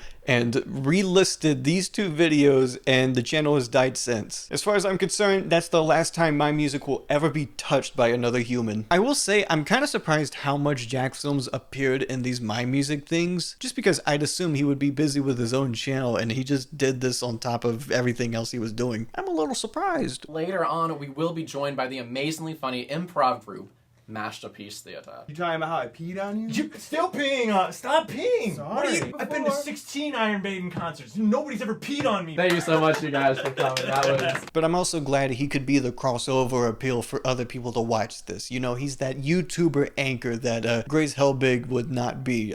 She really did not interact with MyMusic that much outside of the sitcom, I'll be honest. So at least with the MyMusic channel, you get to see everyone else's persona except Idol. She doesn't really appear care that much, but everyone else does. Now, between MyMusic Season 1 and 2, I think 1 or 2 years went by, which, as you know, in YouTube length, that is like 10 years. You're telling me an entire year went by where not a new episode of a show was being made on YouTube. Oh my gosh. Because when Season 2 starts, there is a very, very large emphasis on MyMusic being back. Well, they went on some company trips, which are preserved in a weirdly shaped cylindrical hard drive, which is taken by a runner that happened to be in the office. Due to the Loco Uno incident where they almost lost everything, MyMusic is cutting back to doing only blogs and podcasting. Also, they're in a new office for some reason, like just an entirely new set. Like, I understand canonically the last set burned down or whatever, but I like that old set more than they have now. Something about this new office just seems emptier than the old MyMusic set. Maybe it just feels more detached to me, or more like a creator house to me. I can kind of map out the original MyMusic location in my head, like the set. This is where they would film, this is where they'd have their meetings, this is where Indy's office is. But that's a little bit harder to map out in this new set. Like, where does Metal film? I couldn't tell you which door you had to go through to get to Metal's filming location like I could the last set. The writing in general is very referential to the first season. The first 2 minutes alone have 3 references to the first season, and in general, it's all very meta. They tell you to send in questions for the mosh, and I think the podcast was supposed to be a tie-in with the actual video podcast, but I could only find one of these episodes, and that was the second episode, so as far as I'm concerned, these podcasts are lost media! Hip-hop is no longer hip-hop. Well, he still is, but he's openly a nerd now. And Metal's life back at home is kind of annoying, apparently. And Metal is having a baby again, but it's actually at an age that doesn't make me want to stab my eardrums. Also, apparently Metal doesn't have a desk in this new office, so here we go again. And Idol's desk is right beside hip-hop and techno. MyMusic introduces a new character, and by that I mean an actual cast member, Country. She is the cousin of Idol, and the actual person who plays her, I forgot her name. I'm just gonna put it right here. You know, there's her face, there's her name. She actually has connections to another YouTube original channel initiative project. She was part of Philip DeFranco's channel SourceFed, where she was a co-host. She's also done some other things on other channels, but all in all, I don't know. Just, she's Country. Country wants to help out her cousin Idol, who is overworking herself and is willing to work for free. So in that sense, she's like a third intern. Hip-hop is honing in more on his nerd roots and cosplaying in order to appeal to a wider audience. Not to mention, he gets along better with everyone at his workplace. That is, everyone except Indy, which I feel like I have to bring this up, but is hip-hop a trans allegory? I don't think that's the case, but it's still inadvertently the most progressive thing the Fine Bros have done, because it just... Can I just officially tell you how happy I am that you can finally show your true colors? All I want is for him to be happy. It hurts me to know that my friend is unable to express who he truly is. The real you is hip-hop. I mean, take a look in the mirror. We have to get hip-hop to come out as a nerd once and for all. You talk to Indy about the name change? I don't think I should. It feels way too much like an allegory. Well, Idol's trying to find ways to get away from her desk because of hip-hop and techno's noise, and she finds out it's actually pretty hard to escape. Metal complains to Indy that he doesn't have a desk again, so in order to reconcile this, Indy moves hip-hop to the storage closet, which kind of confuses me because Metal said he wants to spend all his time filming the mosh so he doesn't have to be home, but filming the mosh doesn't require him to have a desk because he's standing and filming with a camera. Oh, hi, that's a camera right there. Wait, I'm filming this entire time? And when he's not filming the mosh, he's the guy doing all the dirty work around the office. I quite literally mean he's the janitor. Idol shuts off techno and dubstep's music, not realizing it was DJ Elephant. If you didn't know, DJ Elephant is super mainstream in the MyMusic universe. Idol thinks an interview with DJ Elephant would be great for MyMusic. Well, if DJ Elephant is super mainstream, then Idol's gonna have to step it up. She offers to go to a rave with techno and dubstep, and they accept on the condition that she does not sing. Metal gets kind of upset about cleaning up Bigfoot's doo-doo. So he goes to Indy and demands that he has an actual job around the office other than filming the mosh. Embrace your fate! Never! Indy has a job for him, but it's not for the weak of heart. He has to go to the bank and deal a poker game. Metal decides he's all in. And you know what? I haven't acknowledged this so far, but you might have noticed Toby Turner plays the devil. I don't have anything to say about that. It's just like, Mildly ironic, I guess. Hip Hop is freezing in the storage closet in his Rocket Raccoon cosplay. Intern 2 sees him in the closet and asks what is going on. Hip Hop tells him what happened, that Indy put him in here and away from his desk. Intern 2 feels bad for Hip Hop and he tells Hip Hop he's going to find something warmer for him rather than, you know, being in that cosplay suit. Well, Hip Hop is still freezing in the closet, so Intern 2 goes up to Indy and asks him if he can borrow a poncho from him to keep Hip Hop warm. But Indy has a better idea. He gives him some familiar wardrobe. In fact, he even gives him his old desk back, but under one condition. Hip Hop is Hip Hop again. Which kind of throws some rules out the window. If Indy knows Hip Hop is a poser now, like, why does he still want him to be Hip Hop? I don't know. In general, Indy is a way worse person this season, but, you know, it's funnier that way, so I don't mind it as much. Is clothes keeping you warm? Hey, Hip Hop. How would you feel if I told you you could have your old desk back? Techno and Dubstep introduced MyMusic to the new idol, a raver queen who is willing to go dance for dance with Techno and Dubstep at the raves. But Intern 2 is really concerned about Hip Hop due to the fact that he's reverting back into his old ways. All Intern 2 wants is for Hip Hop to be happy and also not to get shot again because Hip Hop shoots him. Is that too much to ask for? As it turns out, Metal is enjoying his job as a poker dealer and the Rat Man sold his soul in order to get more chips. Idol is trying to catch up to Techno and Dubstep's ability to party, which is super plur. What does plur mean? Apparently Techno and Dubstep have been saying it this entire time, but I just did not notice. Well, I'm assuming plur to them is what Culkin is to Indy. Maybe it means something more specific. You know what? I'm just not gonna look it up. I have Google right here. I literally have Google right here, like 2 feet away from me. I'm not gonna look it up. Okay, so it's an acronym that means peace, love, unity, and respect. It sounds positive, a little vague for my liking, but you know what? Plur! Intern 2 asks Scene to help him revert Hip Hop into being a nerd again, but Scene is conflicted because she loves Indy, but Indy is what's holding Hip Hop back from being a nerd. Ultimately, she accepts after Intern 2 makes an offer to watch Invader Zim with her. As it turns out, when you play poker with the devil, it gets out of hand pretty fast. Metal tries to leave, but Tobuscus, the devil, won't let him. Steve Green Newsman ends up getting stabbed, but he manages to live. I don't know. How'd that happen? Don't know. It's my death pole. It works every time? I mean, not now. It's starting not. Oh. You got somebody looking out for you. Intern 2 and Scene confront Hip Hop with their concerns about Hip Hop, but Indy steps in and spoils their plans. For some reason, he makes Intern 2 pick up some soap in a humiliation ritual. Does that imply Indy wants to molest Intern 2? Is this toxic yaoi? Also, Scene might have dropped out of college, which might be a problem considering she's still an intern, so if you're an intern and not at college, what's the point? Idol ended up raving a little too hard and throws up on Scene. Then, I don't know, this happens. Yo, come in, get some cake. Yeah. Get some head cake. Yeah. Really good head cake. Idol is passed out and Techno and Country try to revive her before Indy finds out. Country says something about Justin Timberlake and she wakes up from a brief coma. Fortunately, Techno and Dubstep were able to get an interview with DJ Elephant, which isn't due to Idol's help, but at least she tried to contribute. Hip Hop is conflicted and consults the angel and devils on his shoulder. In the midst of a brutal argument, Angel ends up killing the devil with kindness. Hip Hop decides he needs to step up and finally consults Indy to tell him how he truly feels. He is a nerd and nothing but a nerd. He cannot be assigned as Hip Hop, but Indy hears this and is outraged and tells Hip Hop to get back into the closet. But Hip Hop refuses. In fact, if he can't be a nerd, then he quits. After some time passes, Indy talks about how he's trying to compensate for Hip Hop's missing work, but he's getting tired from the extra workload and sleeps on the job. I bet you thought that I was gonna fall asleep. He wakes up to see the ghost of Nerd Past, telling Indy to rehire the employee formerly known as Hip Hop, but it doesn't seem to go so well. Metal returns to his job as a director, editor, and janitor after leaving the poker game, which, yeah, that just kind of got resolved, didn't it? Didn't really go anywhere, just... yeah, we're back to where we started. Idol prepares for her interview with DJ Elephant, and oh my gosh, he's in here at the MyMusic headquarters raving up the scene. In fact, he's raving them up a little too hard, and Idol isn't really able to interview DJ Elephant properly. Indy wakes up again, this time to the ghost of Nerd present. She confronts Indy about his hypocrisy, about not letting Hip Hop be who he wants to be, while Indy denies other aspects about himself, like how he's really just a hipster, but he's actually not a hipster, he's Indy. And DJ Elephant is still raving up a storm, which upsets both Intern 2 and Idol, who are tired of hearing EDM, and they just want this rave to be over so they can get a proper interview with DJ Elephant, but for now, it is a blistering mess of lights and bass. Indy wakes up again,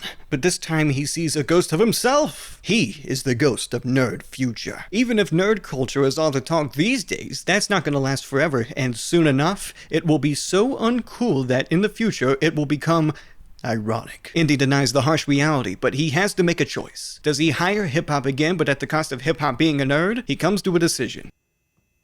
I have to kill hip-hop. Now that the raid from DJ Elephant is finally over, Idol is ready for her interview. But when she arrives, DJ Elephant is nowhere to be seen. In fact, there's only techno and dubstep. And they overheard what Idol said about EDM and sent the elephant away. Idol is devastated. She lied to her friends and lost the biggest interview of her life. But Country, her cousin, comes to console her. And she talks about everything Idol has done. How despite the fact that Country won a reality show, she is not the idol of the family. The real idol is Idol. And she used the last of her connections to show Idol's audition tape to a reality show producer, and that guy wants to cast her. Hip-Hop arrives at MyMusic after receiving a letter to come. He's dressed up as Ned Stark from Game of Thrones. Indy calls for security and pins him down to behead him. But just before Indy swings the sword, a moment of silence happens. Hip-Hop is not beheaded, but rather he is knighted. Goodbye, Hip-Hop.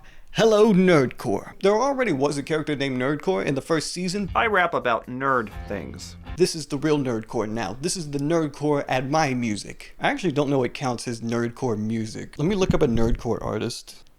Dude, I don't know any of these people. You know what, I'm just gonna assume the Living Tombstone is Nerdcore. Well, it's great to be back together again. That is, except for Idol. She has some bad news. That she's leaving MyMusic to pursue her true dream of being a reality TV star. She thanks everyone, Indy, for taking a risk on her as his first hire. Nerdcore for being true to himself, and Techno and Dubstep for being Plur. Country takes her place as being the head of social media, and she says goodbye to the audience one last time. And yeah, she leaves. She leaves and she doesn't come back. And I'm gonna tell you right now, Country is a great replacement for Idol. No offense to Idol, but Country's way more interesting of a character, and I'm about to explain why. In the next arc of MyMusic, we see an excited Scene returning to college, taking an introduction to music theory class. You can also see a bunch of familiar faces from Teens React here. Also, in the title sequence, you can finally see Hip-Hop change his name to Nerdcore. Also, Country is in the title sequence, and Idol is also in the title sequence, despite the fact that she's no longer a cast member. I don't know. I should also mention that it's very surreal to actually see a different setting in the show that isn't just the offices or outdoors, but this is where Scene meets another college student, who I'm just going to call Pookie, and they share a lot of similar traits to each other. Country finally talks about her backstory. After winning Amazing Survival Bachelorette Millionaire, Country's Christian celibate roots took a turn for the worse after watching a movie about the 7 deadly sins, and this temptation caused her to pursue a life of sin. She became lustful, gluttonous, the other 5 ones, and ultimately she lost everything she had. But at her rock bottom, she saw a beacon of light, which caused her to convert to religion. But not just any religion. Because she committed 7 deadly sins, she thinks she has to convert to 7 religions in order to counteract that. So she practices 7 different religions. This conversion of life is why she went to MyMusic in the first place, to help Idol find her dream. And her first day as head of social media at MyMusic causes Techno and Dubstep to be upset because of her interview with DJ Elephant. And it's for one reason. She posed as a raver. Because Scene is actually taking college classes, she's not able to be at MyMusic all the time, and most of the busy work is given to Intern 2 instead. And naturally, the fact that Intern 2 is enjoying himself this much fills Indy with so much disgust that he calls for a meeting about team building. Because Intern 2 doing all the work seems to be a good thing for Intern 2, and we just can't have that. Thankfully, Country has just the thing for team building, which is in a binder that is on a shelf that she can't reach, and trying to reach for it causes her to fall down and break both her arms. She blames this on bad karma, which, you know what, why not? It makes sense. She denied anyone's help to actually get the binder. Thankfully, the other members have ideas too. Nerdcore has the idea to do something that brings people closer together. LARPing. The LARPing goes well for a minute until Dubstep kills Nerdcore in the roleplay, which upsets Nerdcore, and he doesn't want to LARP anymore. Metal tries engaging with team building through butchering, except that by the time Metal puts a knife to a cut of meat, Dubstep already has perfect cuts of meat, and Metal gets upset and he doesn't want to butcher anymore. Country falls down again trying to start a hoedown and breaks both her legs. Well, Indy gives up and tells everyone that they should dumpster dive as a team building exercise. You know what, college is going well for Scene, and after a successful day of getting asked to join a study group group by Pookie, she returns to MyMusic, where she sees everyone missing. That's just because they were all dumpster diving, and they return riddled with trash, except for Dubstep, who found a gold nugget, and Indy gets upset and doesn't want to dumpster dive anymore. Ultimately, the absence of Scene has caused Intern 2 to be overworked like a dog to the point that he's been sleeping on the job. Thankfully, he has a special talent of his called sleepworking, which allows him to work while sleeping on the job, similar to how people can sleepwalk. The only issue is that his sleepworking is actually just drawing hand turkeys on the job. The dysfunction at MyMusic is at an all-time high. The disasters at team building has caused everyone to be at each other's throats. Dubstep, can you make weird noises that no one understands with your mouth? Thank you! Because of this, Indy has decided to hire a professional team builder. Introduce Nancy Speckman, professional team builder. You know, Siegfried and Roy once called me in to repair the work relationship between Roy and that tiger that mauled him. Well, 20 minutes later, I had the tiger giving Roy a foot massage. As it turns out, Scene is having trouble fitting in with the other kids at class. Many of the kids call her names and call her weird. Pookie says it's okay and still asks Scene if she wants to study at the study group. Scene is late for work. Oh, but she could study for an hour or two, right? This whole team building exercise isn't going well. MyMusic is trying to walk a mile in each other's shoes, but exercise is stupid. This frustrates the team builder, who has shoes thrown at her and quits on them. This office is hopeless. It's as if you all just exist in this series of cyclical, interwoven plot lines in which you do nothing but bicker and almost get fired and then burn down whatever building that you happen to be working in, all the while inserting inane and pithy references to contemporary music. Shut up when I'm talking to you! When Scene returns, Indy tells her that MyMusic is falling apart without her. I mean, just look at Vampire Temp. Have you ever considered that maybe you're just blind? Oh, wow. It all makes so much sense now. Thank you. This has been a real breakthrough for me. She has to make a decision. Does she want to stay at MyMusic, or does she want to be with Pookie? Indy has decided, in order to improve the environment of the offices, that everyone should improve themselves individually. Indy himself is working on his sassiness. Country is trying to be supportive of everyone in the office, including Nerdcore and Vampire Temp. And Scene is just having too good of a time at college, especially with Pookie, and continues to neglect her duties at work. Also, the professor is a sex offender for some reason. I look up girls' skirts, and I get off on classic movies that involve teachers as main characters. To lessen Intern 2's workload, Indy has gotten the help of Metal's daughter to fulfill some of the responsibility of the workplace. As it turns out, Metal has actually been kind of neglectful of his family ever since his wife became pregnant, and this is Metal's daughter's way of trying to connect with him. As a method of self-improvement, Intern 2 decides he is going to stand up for himself and asks to be paid for his work. Indy decides to contest Intern 2's request and puts his foot down.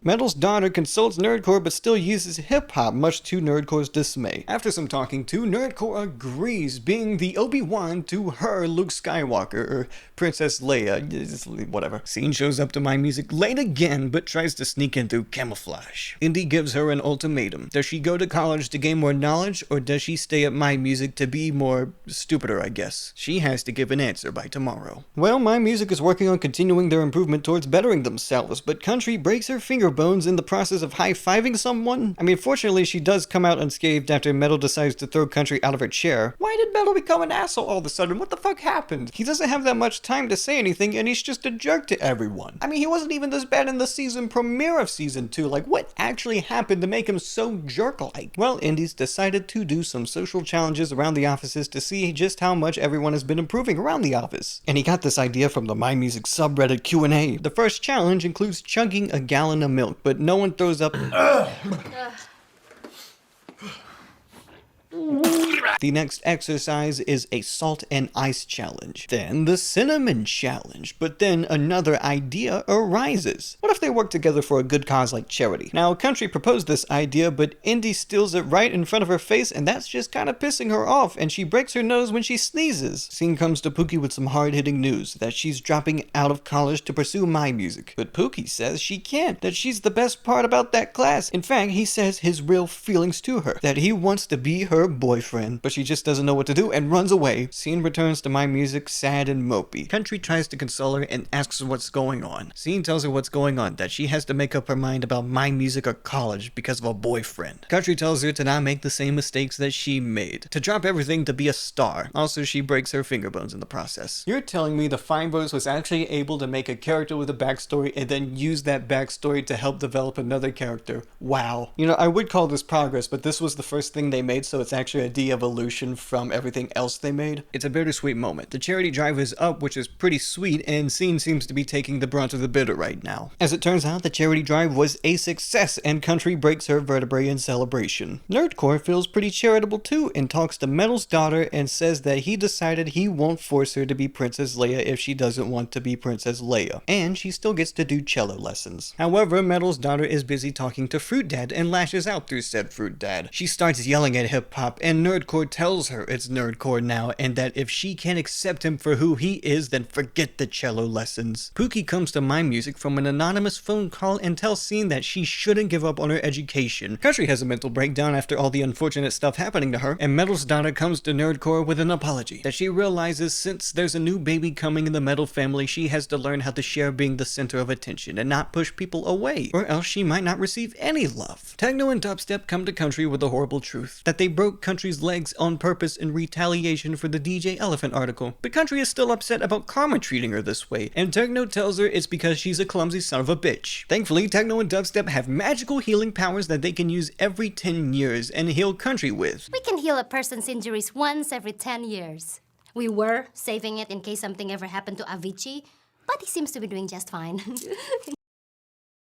The Metal cello training sessions are in session, and Metal's daughter might have what it takes to get Metal's attention as a metal cellist. Scene finally talks to Indy and tells him that it might be her best interest to go back to school. But Indy decides to be a manipulative son of a bitch and asks Scene where her loyalty is. But you know what? She's not going to take that anymore. Or maybe she does take it, because ultimately she tells Indy she'll drop out of college and that she hopes he's happy, and that she's willing to sever her other love interests just for Indy. Metal's daughter goes up to her dad and believes she has a performance that will impress him. Needless to say, it doesn't go very well. Metal's daughter tells Metal that she just wants to be a part of his life despite their differences, and Metal tells his daughter that the reason he's been ignoring her was to work extra hard in front of her so he wouldn't seem like a slacker to her. They reconcile. Speaking of reconcile, Indy makes an announcement and has decided that Scene should go back to school because she should do what makes her happy. He comes to the realization that as the boss of MyMusic, it's up to him to make his employees happy. And now that Scene has decided to crush on someone else, having her part-time and doing work instead of having her full-time and fawning will actually be more productive for MyMusic. And now that that's out of the way, Indy also makes a proper introduction to Country to everyone at MyMusic. Well, it seems that everyone at MyMusic is having good news. That is, except for Intern 2. He's about to finish school, which means he'll no longer be interning at MyMusic. In fact, he just found a job at the Acid Factory where he'll be making flowcharts. Otherwise, things are just dandy at the offices. After a session of filming, Metal's wife visits him. As it turns out, Metal is staying extra long at the MyMusic offices in order to avoid his wife's mood swings while she's pregnant, but she continues to find reasons to come to the office. Also, she's been pregnant for like a really long time, like over a year at this point. Scene talks to Intern 2 about his departure, and he tells her that he is leaving because Indy refuses to pay him for a full-time position, which means Indy is trying to find a replacement for Intern 2. I'm sorry, I don't see this working out. See what I did there? Ah, did it again. Man, these jokes about seeing are hilarious. Anyway, get out.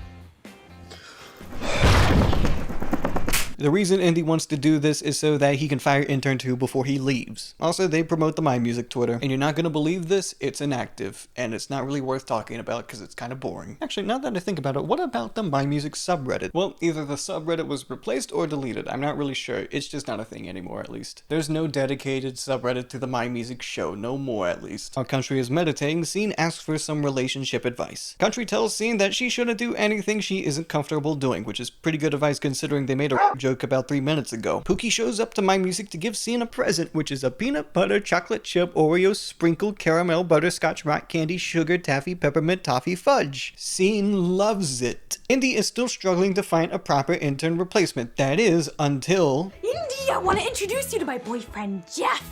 Jeff, you're hired. Huh? Scene is going on a date tonight, and I think the show ran out of transition budget or something. Scene and Pookie decide to study in her room while a Philip DeFranco poster watches in the background, and nothing bad happens. Metal comes back home and talks to his wife about her mood swings, to which his wife responds with a mood swing after Metal gets the wrong licorice. You know what, maybe I can understand Metal just a little bit more, but he also doesn't have that much patience as a person, it seems. As Intern 2 prepares to leave, he hands a departing gift to Scene. A thesaurus. A book book about dinosaurs. Country gives a going away gift on behalf of Idol, which is a slap to the face. Metal's wife visits Metal at MyMusic again with a cake, and Metal shows her a piece of technology, which is called a flashback camera. Nobody knows how it works. In fact, it transcends space and time. Metal uses the flashback camera to show the day they first moved into their house with a new baby. Which, you know, they were going pretty strong about making me forget that whole joke existed where they were 12 and gave birth. Metal drops the baby. Then they show another backstory where he drops his kid again. Hey, Dad. How many times did you drop me when I was little? Not that often. Metal is ultimately sad that he has to watch his dreams die in front of him. And Intern 2 gives Nerdcore a special gift. One of the bullets that he shot him with. And Intern 2 has the other bullet on a necklace. So that way, while they're wearing them, they will always remain friends. Heartwarming. Intern 2 forgot to give Techno and Dubstep anything, so he hands them Nerdcore's post-it notes on the desk. Metal wants to revive his dreams, so he gets his band back together, which has 2 guitars and no bass. Truly a pure metal outfit. And as a matter of fact, they actually didn't make a music video for this band. I'm not going to tell you the song is good or even worth listening to, but you know what? I'm just glad they did this. Really helps build the world up. His wife comes back to MyMusic to get something and sees what's happening. At first, she freaks out and asks if she isn't good enough, to which Metal explains that although he loves her, everyone needs an outlet. About 30 seconds later, Metal says that the band is about to go on a tour and creates a moment so grounded in the series that it actually kind of freaked me out for a second. Indy decides to set up a romantic setting for something he wants to savor. A once-in-a-lifetime experience that he'll never have again. Intern 2? You're fired. What? But I already quit. I'm out of here in a few days. Shut up, Intern 2. Metal is rehearsing his band, and to be honest, he's probably on the verge of divorce at this point. Metal's wife is freaking out from her husband's neglect, and Metal's daughter is trying to find her jacket. Nerdcore talks to Intern 2 one last time and is devastated by the news about his early firing. It seems there will be no time to prepare a flowchart party. Pookie asks Scene out on a date, and Intern 2 packs up his things. To fit in with the theming of MyMusic, Indy has a new name for Pookie. Straight Edge. As Intern 2 heads towards the doors of MyMusic, he looks around one last time and leaves to a green screen room, which leads us to the final arc of MyMusic. Enter Metal's house. Another argument comes up between Metal's touring and Metal's wife's baby, which is also his baby. To put it simply, things are not going well between the two and their marriage is on thin ice. Since Intern 2 was fired early, he actually has a whole day to himself. He's going around and doing everything he's always wanted to do, which also includes seizing the day with his Aunt Beverly. Scene meets Straight Edge in school, and they have to take a quiz, but Scene's refusal to take things to the next level upsets Straight Edge, and he decides to sit somewhere else. But you know what? I honestly can't blame him, but I also hope to God none of these writers are writing from experience about this. Scene asks Techno and Dubstep for dating advice, but they clarify to her that they were never dating in the first place. Metal's daughter arrives at MyMusic because she needs to talk. She's running away since there's not enough room for the baby, the band, and her. But that's okay because Metal actually might not come back either after touring with the band. What a supportive father. Wow, they are just plummeting Metal's character stock, aren't they? Well, Metal's daughter doesn't want people to think she's a copycat, so she decides to stay. Intern 2 is with his mom waiting for Aunt Beverly, and oh, there she is. Now it's time for things to get crazy. The craziness gets broken up after he gets a phone call. Hello? Shut up, Intern 2. Scene tries texting Straight Edge, but things aren't straightening out between them. In fact, Straight Edge needs to talk. Metal also needs to talk to his wife, and mainly just threatens to leave his family behind. When asked about relationships, Metal tells Scene to stay away from them, but Straight Edge has other plans. He wants to be a part of Scene's world despite some of their different behaviors, and asks if Scene's avatar can marry his avatar in a game they never mentioned the name of, which the game does have a name. It's called My Digital Life, so eat shit past me. Already wrote that in the script, dumbass. Intern 2's first day at the Acid Factory is going well. So well, in fact, that he got promoted on his first day, and there's nothing more the company wants right now than some flowcharts from him. Country consoles Metal's wife after she comes into the MyMusic office. While their marriage is falling apart, Scene and Straight Edge's avatar wedding is blossoming. And Intern 2 is just making flowcharts so damn well that he gets promoted again. And he also gets a new nickname, Flowchart. Wow, he actually has a belonging at a place now, to the point he has a nickname that defines who he is as a person, kind of. After consulting all the secondary characters about Metal's wife's pregnancy, Intern 2 gets another promotion at the Acid Factory, and Toxic Yowie ensues. Hello? Shut up, Intern 2. No. No, I won't shut up. In fact, you shut up. Shut up, Indy!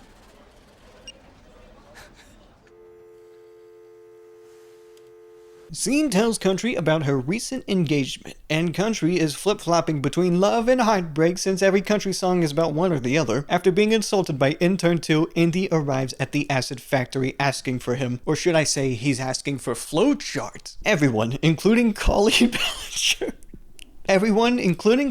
Ballinger, cheers for Flowchart while Indy looks in disgust. He hears that Flowchart has been promoted to vice president of the company and even has his own personal footstool. Indy begins to attack Flowchart and the police have to come in and break it all up, and Indy gets arrested actually. You have a twin sister? No. Really? I'm positive. As Metal is getting ready for his tour, Metal's daughter comes and needs to talk. The family needs him. His wife is a wreck, and the baby will be without a father. Like, actually. Metal responds by being the worst dad he could possibly be at that moment and accepts his absentee life. Nerdcore helps Scene with her virtual avatar wedding, except there's one small issue. It's Straight Edge's virtual avatar. He's cheating with other virtual avatars. He decides to do more investigating. Intern 2 returns back to MyMusic and meets Indy to let him know that he's here for Scene's wedding. As Metal prepares to leave for the tour, his wife tells him to feel something real quick. He touches her stomach and feels a kick. He's taken aback. He experiences a bunch of flashbacks, and Metal finally realizes the importance of family and reconciles with what he almost lost. Which, you know what, that ended a little too abruptly for me to actually kind of forgive Metal. I mean, he's still, like, that was still a lot of asshole-ish stuff, like, just genuinely horrible father stuff. But I mean, I guess he's good now. Finally, Scene and Straight Edge's wedding commences. But before they can get married, someone objects. A turtle avatar with a cello. He has something he needs to tell Scene. It's Straight Edge. He's being unfaithful. But it's not just that. He found more. Look what I found. MCR's avatar drug dealer. The owner of MCR's avatar dog fighting ring. The debt collector of MCR's avatar internet gambling addiction. Scene is heartbroken. But you know what else is broken? The water. Metal's wife is having the baby right now. And yeah, that is a baby. Metal is covered in a bunch of afterbirth, and it's a boy.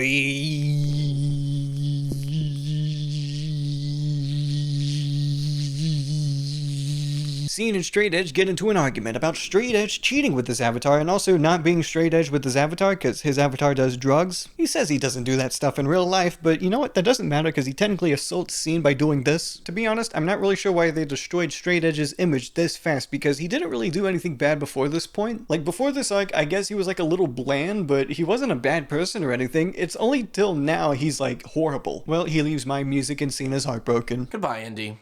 I'll probably never see you again, so good luck at MyMusic.